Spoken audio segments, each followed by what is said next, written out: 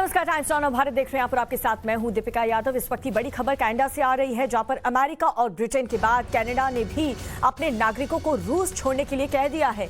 ये बड़ी खबर इस वक्त की बता रहे हैं, जहां पर एडवाइजरी जारी करके कहा है कि अगर रूस से कमर्शियल फ्लाइट्स चल रही है तो रूस को छोड़ देना चाहिए। फ्लाइट्स को लेकर के ये कहा गया है, देखिए अपने नागरिकों को रूस छोड़ने के लिए कहा है। एडवाइजरी बाकायदा जारी करके कहा कि अगर रूस से कमर्शियल फ्लाइट्स चल रही हैं तो रूस को जल्द से जल्द छोड़ दें। ये बड़ी खबर आपको बता रहे हैं। रूस और यूक्रेन के महायुद्ध के बीच इस वक्त की अहम खबर कनाडा से, जहां पर अमेरिका और ब्रिटेन के बाद कनाडा ने भी अपने नागरिकों को रूस छोड़ने के लिए कह दिया है। कनाडा की तरफ से यह कहा गया है कि रूस की यात्रा को आप अवॉइड करें। एडवाइजरी जारी करके यह कहा गया है कनाडा के नागरिकों को रूस छोड़ने की सलाह दी गई है। अपने नागरिकों को रूस छोड़ने के लिए कह दिया है कनाडा ने कि जो लोग अभी इस वक्त रूस में रह रहे हैं इस महायुद्ध के बीच, वो जल्द से जल्द अगर कमर्शियल फ्लाइट्स चल रही हैं तो आप रूस छोड़ दें और अपने अपने देश वापस लौट आएं।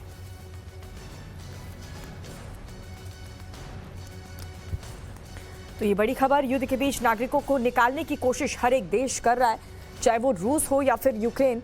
हर तरफ से एडवाइजरी जारी की गई है क्योंकि इन देशों में अलग अलग देश के नागरिक भी रह रहे हैं और उन्हीं के लिए एडवाइजरी जारी की गई है कि आप लोग अगर रूस और यूक्रेन में हैं तो अगर कमर्शियल फ्लाइट्स चल रही है उस इलाके में तो जरूर फ्लाइट लें और वापस अपने वतन पहुंच जाए। यूक्रेन रूस युद्ध के अपडेट आपको बता दें, सीज फायर के बाद युद्ध लगातार जारी है। आम लोगों पर आखिर फायरिंग कब तक होती रहेगी, उनका क्या कसूर है, ये भी एक सवाल बना हुआ है। युद्ध के आज 11वें दिन और टूटे पुल के नीचे देखिए किस तरीके के हालात, लोग जाएं तो जाएं कैसे। युद्ध के खिलाफ प्रदर्शन भी जारी है अलग अलग देशों में।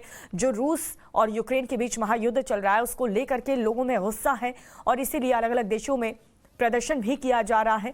मॉस्को में इजरायली प्रधानमंत्री से मुलाकात हुई, यूक्रेन अमेरिका की मीटिंग चल रही है। ऑपरेशन गंगा भी दूसरी तरफ जारी है, जहां पर सभी भारतीयों को सुरक्षित वापस लाने का प्रयास भारत सरकार कर रही है।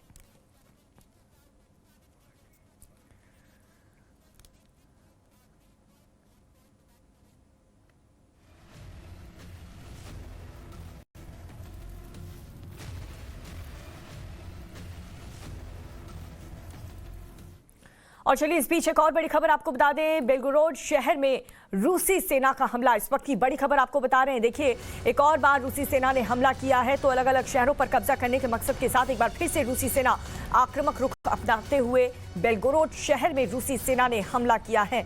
तस्वीरें भी हम आपको दिखाएंगे अलग अलग शहरों में किस तरीके के हालात हैं। लेकिन आज युद्ध का 11वां दिन और आज भी रूस और यूक्रेन के बीच सब कुछ ठीक होता हुआ नजर नहीं आ रहा, ना ही युद्ध विराम जैसी कोई हालात नजर आ रहे। ये तस्वीर आपको दिखा रहे हैं जहां पर बेलगोरोड शहर में रूसी सेना ने हमला किया है। आप देखिए लगातार सायरन भी बज रहे हैं, अलर्ट जारी किया जा रहा है। लोगों को कहा जा रहा है कि आप अपने आप को सुरक्षित जगहों पर ही रखें, बाहर ना निकलें। और जरा आप इस आवाज को सुनिए।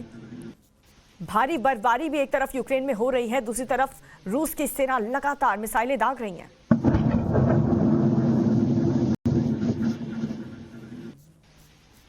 तो यूक्रेन के एक और शहर में रूस की सेना ने हमला किया है। बेलगोरोड शहर में रूसी सेना ने यह हमला किया है, जिसकी आवाज इस वक्त आप सुन रहे हैं।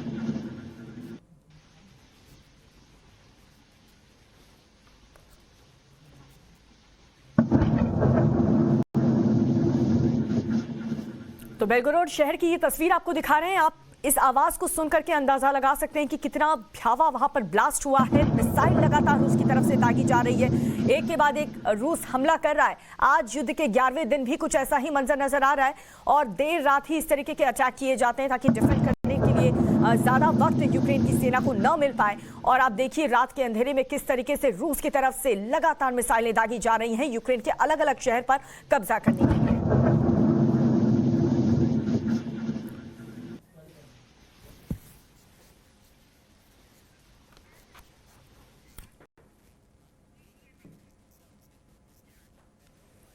और इस वक्त एक और बड़ी खबर यूक्रेन से आ रही है। यूक्रेन की एम्बेसी से बयान जारी करके उन्हें अमेरिकी लोगों के 3000 आवेदन मिले हैं।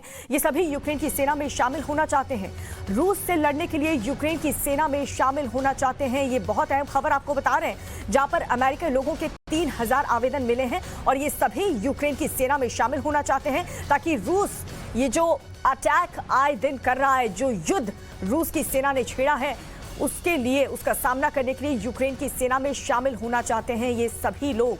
तो देखिए किस तरीके से अब अमेरिका भी मदद कर रहा है। इस वक्त ये बहुत बड़ी खबर यूक्रेन से, यूक्रेन की एम्बेसी से बयान जारी करके ये कहा गया है कि उन्हें अमेरिकी लोगों के 3000 आवेदन मिले हैं। वो चाहते हैं रूस और यूक्रेन की जंग लगातार जारी और पूरी दुनिया जंग रोकने की कोशिश में जुटी हुई है, लेकिन कोई भी टस से मस होने को तैयार नहीं है, ना ही रूस ना ही यूक्रेन। जंग के 10वें दिन यूक्रेन ने रूसी वायुसेना के विमान को मार गिराया, तो रूस ने भी यूक्रेन के 4 विमानों को मार गिराने का दावा किया है।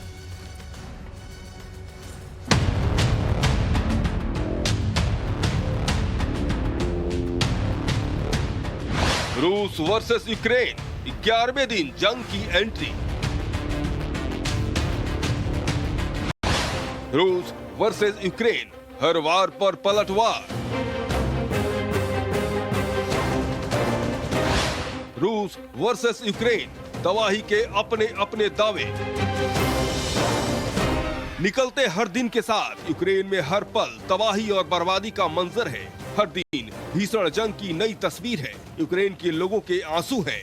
यूक्रेन की धरती पर आज भीषण जंग का 11वां दिन है, लेकिन न रूस हमले को रोकने को तैयार है, न ही यूक्रेन पीछे हटने को रेडी। इस बीच एक नई तस्वीर सामने आई है, जिसमें एक विमान आसमान से जमीन की ओर नीचे गिरता हुआ दिखाई देता है। विमान के नीचे गिरने के साथ ही लोगों के चिल्लाने की आवाज आती है और कुछ ही पलों में ये विमान जमीन पर धराशायी हो जाता है। आसपास का इलाका आग की लपटों में तब्दील हो जाता है। विमान गिरने की ये तस्वीर यूक्रेन के चेर्निहाइव के बाहरी इलाके की है, जहां विमान गिरा तो रिहायशी इलाके का एक घर धू कर जल उठा। यूक्रेन का दावा, गिराए रूसी वायुसेना के विमान। विमान गिरने के साथ ही यूक्रेन ने दावा किया कि विमान रूसी वायुसेना के हैं, जिसे उन्होंने निशाने पर लिया और जमीन पर धराशायी कर दिया। चेर्निहाइव के बाहरी इलाके में इस विमान के गिरने के बाद यूक्रेन के रक्षा मंत्रालय ने ये वीडियो जारी किया है। यूक्रेन का दावा, अब तक मारे 10,000 रूसी सैनिक। हाल ही में यूक्रेन के राष्ट्रपति जेलेंस्की ने दावा किया है कि जंग के मैदान में उनकी सेना ने 10,000 रूसी सैनिकों को या तो मार गिराया या फिर पकड़ लिया है। यूक्रेन के राष्ट्रपति ने दावा किया कि यूक्रेन के लोग लगातार लड़ रहे हैं। जेलेंस्की ने ताजा हालात को लेकर अल्बानिया के प्रधानमंत्री से फोन पर भी बात की है। जेलेंस्की ने बताया कि संयुक्त राष्ट्र संघ में मिलकर काम करने पर चर्चा हुई और उन्होंने मुश्किल समय में अल्बानिया की ओर से मिल रहे सहयोग की सराहना की। रूस का यूक्रेन को जवाब, मार गिराए 4 लड़ाकू विमान। इधर यूक्रेन ने रूसी विमान को गिराने का दावा किया तो रूस भी पीछे नहीं है। रूस ने दावा किया कि उसकी सेना ने जाइटोमिर क्षेत्र में यूक्रेन के 4 Su-27 जेट विमान को मार गिराया है। कितना लंबा चलेगा ये जंग? सुलह का रास्ता कब तक?